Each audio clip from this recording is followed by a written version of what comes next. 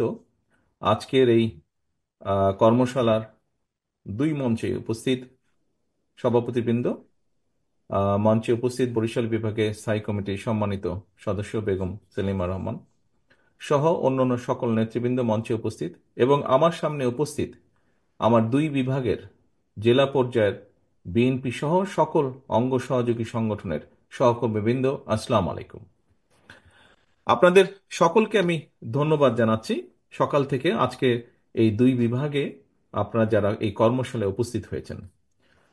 বরিশাল বিভাগ, এই সরি, রংপুর বিভাগকে আমি একটু বেশি ধন্যবাদ দিতে চাইছি, কারণ রংপুর বিভাগে যাদের আসার কথা ছিল, যে কয়জন মানুষের আসার কথা ছিল, আমি যতটুকু লাস্ট রিপোর্ট দেখেছি, আহ, যতটুকু লাস্ট রিপোর্ট দেখেছি ওখানে উপস্থিত হওয়ার কথা ছিল 539 জনের, উপস্থিত হয়েছেন আমাদের হিসাবে 556 জন মানুষ হিসাবে, কয়েকজন বেশি এসেছেন। এই জন্য আমি ধন্যবাদ বেশি জানাতে চাইছি, কারণ খুব স্বাভাবিকভাবে আজকের যে এই কর্মশালাটা কি, প্রিয় সহকর্মী, এই কর্মশালাটা কি শুধু 31 দফা যেটি আমরা দিয়েছি এটি কি শুধু বিএনপির জন্য, বিএনপির নেতাকর্মীদের জন্য? অবশ্যই নয়। এটি অবশ্যই দেশ এবং দেশের মানুষের জন্য। এবং স্বাভাবিকভাবেই আমরা একটি ক্রাইটেরিয়া করেছি কারা আসবেন এইটাতে। সেই ক্রাইটেরিয়ার বাইরেও কিছু সংখ্যক নেতাকর্মী এসেছেন, কারণ আমি দৃঢ়ভাবে বিশ্বাস করতে চাই তারা জানতে চাইছেন ভবিষ্যতে আমরা কি করতে চাইছি। এই উৎসাহ থেকে, উদ্দীপনা থেকেই তারা এসেছেন। সেই জন্য আমি একটু বেশি ধন্যবাদ দিতে চাই রংপুর বিভাগকে। এখন সহকর্মীবৃন্দ, এই যে 31 দফা, এটি দেশ এবং দেশের মানুষের জন্য। আজকে আপনারা দুই হল রুমে যারা উপস্থিত হয়েছেন, এই দুই হল রুমের মধ্যে যদি আমরা এই 31 দফাকে রেখে দিই, অথবা আপনাদের হাতে যে ফাইলটি দেওয়া হয়েছে এই ফাইলটিকে শুধু আপনারা অনুষ্ঠান শেষে যদি হাতে করে নিয়ে বাসায় চলে যান, এই 31 দফা সম্পূর্ণভাবে আজকের এই সারাদিন সম্পূর্ণভাবে ব্যর্থ হয়ে যাবে। এখানে খুব সম্ভবত বরিশাল বিভাগ থেকে একজন প্রশ্ন করেছিলেন, যুবদলের এক সদস্য, যে এরপরে আমরা কি করব, আমাদেরকে কি কেন্দ্র থেকে নেতা দেওয়া হবে জেলা পর্যায়ের জন্য? আপনারা তো নেতা, এখানে যারা আছেন, আপনারা যারা আজকে সবাই উপস্থিত হয়েছেন, আপনারা কিন্তু একজন নেতা হিসাবেই আজকে এখানে উপস্থিত হয়েছেন। অর্থাৎ আপনারা বিএনপিকে প্রতিনিধিত্ব করেন, বিএনপির অ্যাম্বাসাডার আপনারা, সেই হিসাবে আজকে আপনারা উপস্থিত হয়েছেন। সহকর্মীবৃন্দ, বিভাগ থেকে আমরা ডেকেছি জেলার নেতৃবৃন্দকে। এখন আপনারা দয়া করে আপনাদের অধীনস্থ যতগুলো ইউনিট আছে সেখানে আপনাদেরকে এরকম ছোট ছোট ছোট ছোট কর্মশালা করতে হবে। পাড়ায়, মহল্লায়, গ্রামে, ইউনিয়নে, সব জায়গায়, পৌরসভায়, সব জায়গায়, ওয়ার্ডে ওয়ার্ডে, সব জায়গায় তারা এই বিএনপির এই বক্তব্যগুলো দেশের মানুষের কাছে নিয়ে যাবে। আমরা আন্দোলন করেছি, বিএনপির নেতাকর্মীরা আন্দোলন করেছে, তবে একক বিএনপির আন্দোলন সফল হয়নি। আন্দোলন সফল হয়েছে আরো অনেকগুলো রাজনৈতিক দল। আন্দোলন সফল হয়েছে সর্বোপরি, আমি মনে করি, বিশ্বাস করি, সমাজের সকল শ্রেণী পেশার মানুষ একত্রিত নেমে এসেছিল, একসাথে নেমে এসেছিল বলেই আমরা এই আন্দোলনকে সফল করেছি। তার মানে স্বৈরাচারকে বিদায় করেছে যেরকম সকলে মিলে একত্রিত ভাবে, স্বৈরাচারকে খেদিয়ে দিয়েছে, বিদায় করেছে, বাধ্য করেছে পালিয়ে যেতে, সকলের মিলিত প্রচেষ্টায়, লক্ষ কোটি মানুষের মিলিত প্রচেষ্টায়। ঠিক সেইভাবে পরবর্তীতে দেশটিকে যদি গড়তে হয়, একক বিএনপি শুধু একা পারবে না দেশকে গড়তে। দেশকে গড়তে হলে, পুনর্গঠন করতে হলে আমাদের জাতিকে ঐক্যবদ্ধ করতে হবে। দলমত নির্বিশেষে মানুষকে ঐক্যবদ্ধ করতে হবে। যেভাবে আন্দোলনের সময় জুলাই আগস্ট মাসে যেভাবে দলমত নির্বিশেষে সবাই রাজপথে নেমে এসেছিলেন, ঠিক সেভাবেই আমাদেরকে দেশকে আবার পুনর্গঠন করতে হবে। প্রিয় সহকর্মীবৃন্দ, যদি আমাদেরকে সকলকে ঐক্যবদ্ধভাবে পুনর্গঠন করতে হয়, তাহলে এখানে সবচাইতে বড় ভূমিকা পালন করতে হবে আপনাদেরকে, অর্থাৎ বিএনপিকে পালন করতে হবে। কথায় কথায় অনেকেই বলে থাকেন, যারা বিএনপি করি আমরা তারা তো বলি, বিএনপি করেন না, সমর্থন করেন অথবা কম বেশি নিউট্রাল লোক, সবাই একটি কথা বলে, সবাই একটি কথা বলেন যে দেশে এই মুহূর্তে রাজনৈতিক দল হিসেবে বিএনপি সবচেয়ে বড় দল। কাজেই বিএনপিরই সম্ভাবনা, মানুষের আস্থা, যেই আস্থাটা যে এনজয় করে মানুষ, বিএনপি এনজয় করে, সেটি সবচেয়ে বড় সম্ভাবনা বিএনপি। কাজেই প্রিয় সহকর্মীবৃন্দ, এই যে মানুষের আস্থা, বিএনপির সামনে যে সবচেয়ে বড় সম্ভাবনা, এটিকে সফল করা সম্ভব একমাত্র আমরা যদি দেশকে ঐক্যবদ্ধ করতে পারি, সকল মানুষকে ঐক্যবদ্ধ করতে পারি। হ্যাঁ, বিভিন্ন জনের বিভিন্ন মতামত থাকতেই পারে। আমাদের এই 31 দফার পেছনেও কিন্তু অ্যাড্রেস দেওয়া আছে যে 31 দফাই শেষ না। এটি কোনো ধর্মীয় গ্রন্থ না যে এটিকে কোনো পরিবর্তন করা যাবে না। অবশ্যই করা যাবে, অবশ্যই এখানে নতুন জিনিস ইনক্লুড করা যাবে। কোনো ব্যক্তি, কোনো সংগঠন, কোনো দল যদি ভালো কিছু প্রস্তাবনা দেয়, অবশ্যই সেটি আমরা গ্রহণ করব। কিন্তু আমাদেরকে ঐক্যবদ্ধভাবে করতে হবে। যেই কথাটি বলছিলাম, দেশকে যদি পুনর্গঠন করতে হয়, বিএনপি একা পারবে না। আমাদেরকে পারতে হলে সবাইকে সাথে নিয়ে করতে হবে। সেজন্যই কিন্তু আমরা জাতীয় সরকারের কথা বলেছি। আমরা আন্দোলনরত যেই দলগুলো ছিলাম, একসাথে আমরা আন্দোলন করেছি। আমরা চাই সকল দলকে নিয়ে এমন একটি সরকার গঠন করতে যেখানে সব মানুষ তাদের মতামত রাখতে পারবেন এবং সকলে মিলে কাজ করতে পারবেন। আমরা কিন্তু সেজন্যই বলেছি, এই যে 31 দফার মধ্যে আছে উচ্চ কক্ষ।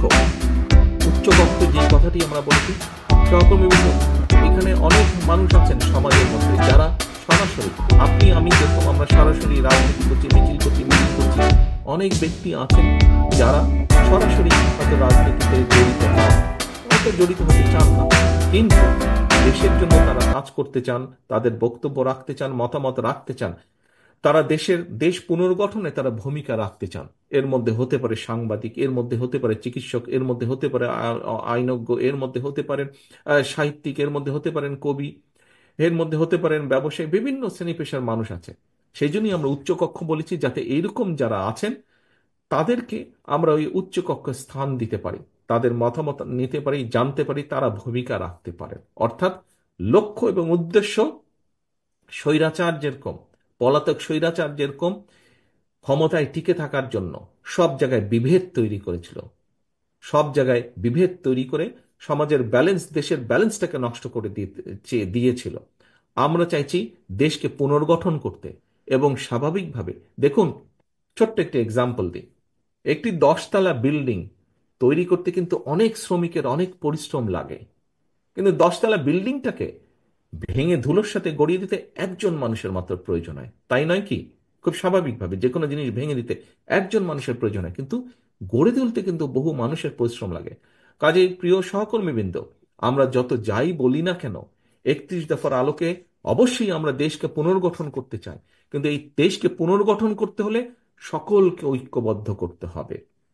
যেই কথাটি বলছিলাম যে মানুষের আস্থা আছে বিএনপির প্রতি, কিন্তু এই আস্থাকে তো ধরে রাখতে হবে।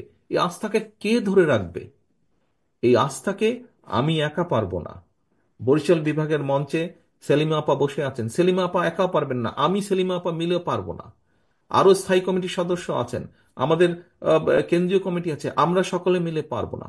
কিন্তু পারবো কখন? যখন এখানে উপস্থিত আপনারা দুই বিভাগে যারা আছেন, আপনারা যখন আপনাদের অবস্থান থেকে চেষ্টা করবেন, আপনারা যখন সকলকে ঐক্যবদ্ধ করবেন, অর্থাৎ আমরা সকলে মিলে দেশকে পুনর্গঠন করতে পারবো। এবং ওই যে আস্থা, এই আস্থাকে যদি ধরে রাখতে হয়, আমাদের প্রত্যেককে প্রত্যেকের অবস্থান থেকে ভূমিকা রাখতে হবে। ঠাকুরগাঁয়ের মাসুদ একটি কথা বলেছিল যে ওই যে ফটোকপি যে প্রেসক্রিপশন করে, দেখুন, অথবা আপনারা আহ, আহ, নিজেরা যাবেন, কেন্দ্র থেকে দেখভাল করা হবে কিনা, মনিটর করা হবে কিনা। কেন মনিটর করব কেন্দ্র থেকে? হ্যাঁ, হয়তো একটি স্বাভাবিক নিয়ম করব, কিন্তু আপনি তো আমার দলের নেতা, আপনার প্রতি তো আমার সেই আস্থা, সেই বিশ্বাস থাকতে হবে আমার। তা না হলে আপনাকে কেমন করে আমি দায়িত্ব দিব? এবং আমি যেরকম আপনার উপর আস্থা বা বিশ্বাস রাখতে চাই, আপনার মধ্যেও সেই উপলব্ধি থাকতে হবে। আপনার মধ্যে সেই উপলব্ধি থাকতে হবে যে কেন্দ্র আমাকে একটি দায়িত্ব দিয়েছে, এই হচ্ছে আমার দায়িত্ব, আমাকে আমার দায়িত্ব পালন করতে হবে।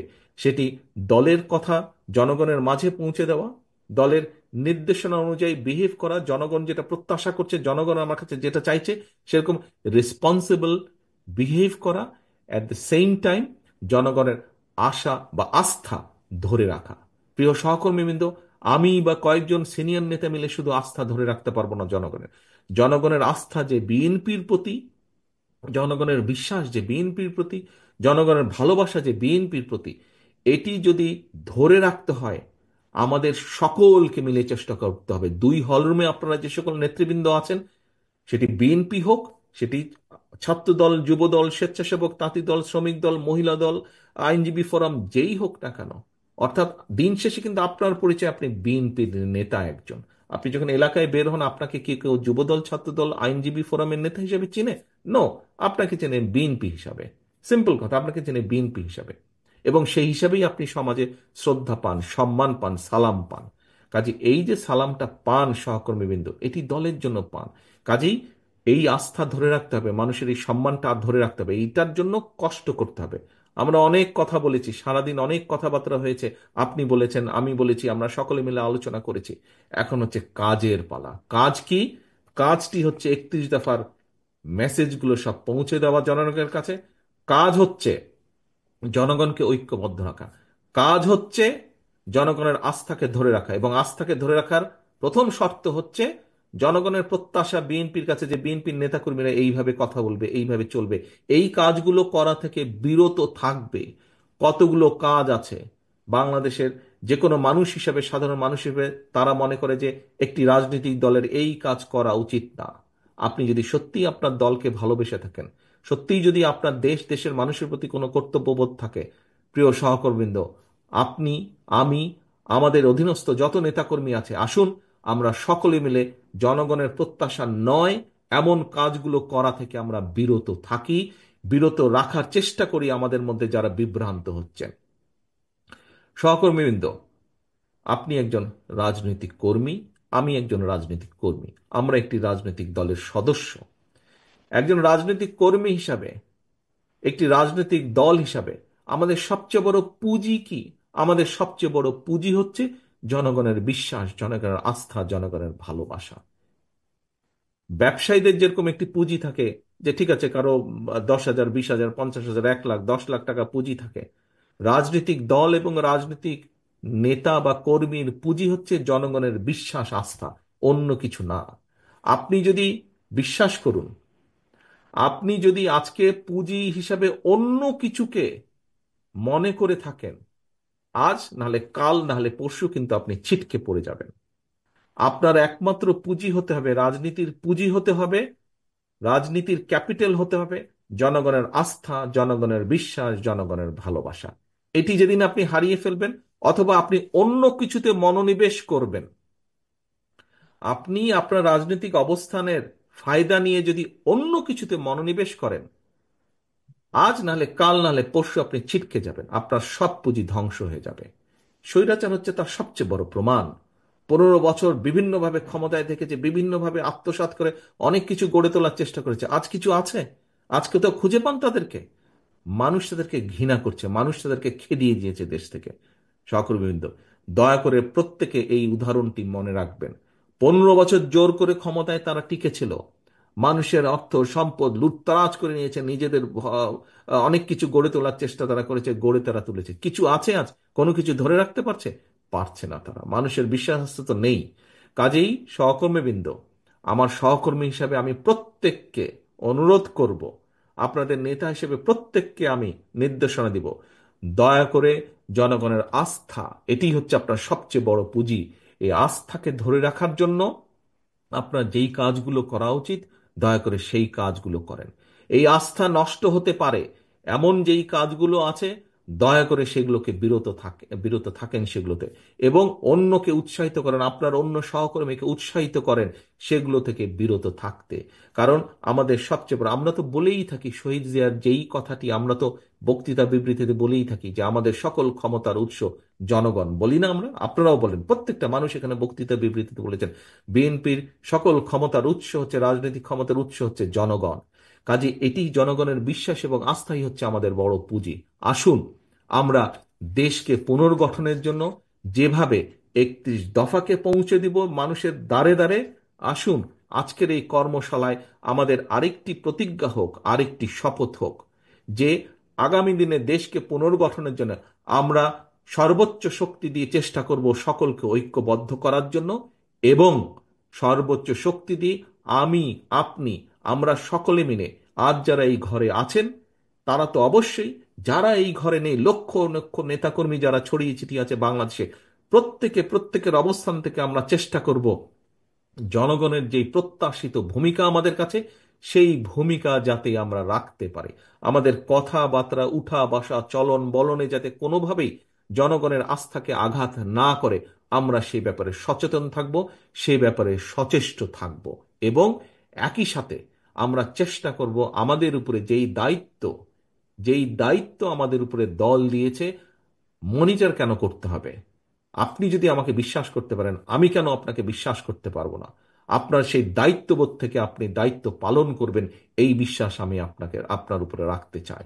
সহকর্মীবৃন্দ, এই হচ্ছে আজকে আপনাদের উভয় বিভাগ, বরিশাল এবং রংপুর বিভাগে আমার যে সহকর্মী, তাদের প্রতি আমার নির্দেশনা নেতা হিসেবে, আপনাদের সহকর্মী হিসাবে আপনাদের প্রতি আমার অনুরোধ, যেই কথাগুলো আমি বলেছি, দয়া করে এই কথাগুলো মনে রাখবেন। আসুন, আমরা কথা বলেছি সারাদিন, এখন কাজের পালা, কাজ করার পালা। দেশকে গড়তে হবে। সেই দেশকে গড়তে হলে আমাদের সকলকে কাজে নামতে হবে। সেই কাজে নামতে হলে আমাদের সকলকে প্রস্তুত হতে হবে, এবং সেই প্রস্তুতি আমাদেরকে এখন থেকে নিতে হবে। সেই প্রস্তুতির মূল এজেন্ডা, মূল প্রথম শর্ত, কন্ডিশন হচ্ছে জনগণের আস্থা, জনগণের বিশ্বাস, জনগণের ভালোবাসা। পরিশেষে এতটুকুই বলবো, জনগণের সঙ্গে থাকুন সহকর্মীবৃন্দ, জনগণকে আস্থায় রাখুন, জনগণের আস্থায় থাকুন আপনারা সকলে, জনগণের সাথে থাকুন। আল্লাহ হাফেজ। বাংলাদেশ জিন্দাবাদ। বাংলাদেশ জাতীয়তাবাদী দল জিন্দাবাদ। ধন্যবাদ আমাদের নেতা জনাব তারেক রহমান সহ আজকে